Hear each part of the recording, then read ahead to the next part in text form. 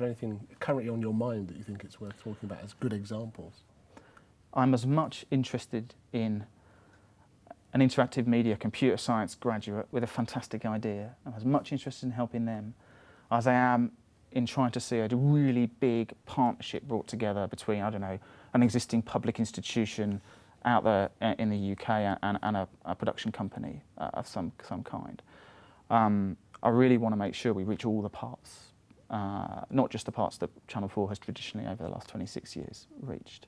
So the scale of much about tiny people who aren't yet even companies, as I am about big, crunchy partnerships, which will be cool. But I think there's also some areas where maybe the internet can do better than television now, where we may put a little bit more focus, and I'll just go through some of those. I think this is a world where it's about connecting people who need to know things with people who know them already. There's much about, rather than necessarily producing content to broadcast to people, it's about connecting those with knowledge to those who need it, and those kind of ideas I'm really interested in. Right. I'm really interested in new notions of how you discover stuff online. Because there's no shortage in some ways of great stuff out there. There's maybe a shortage in how people discover existing public service websites, mobile services. How can we help amplify the perception? How can we help amplify the existing services that are there? Very interested in looking at how democracy is changing and what can we do with keeping an eye, new ways to keep an eye on money and power. It's a phrase I'm quite keen on.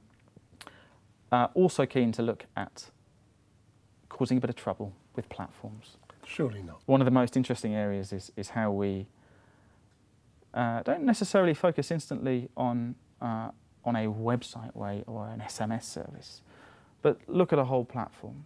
I don't know, just an advertising platform, and how could you, what ideas out there that could be disruptive in a positive way for the public benefit to that whole platform.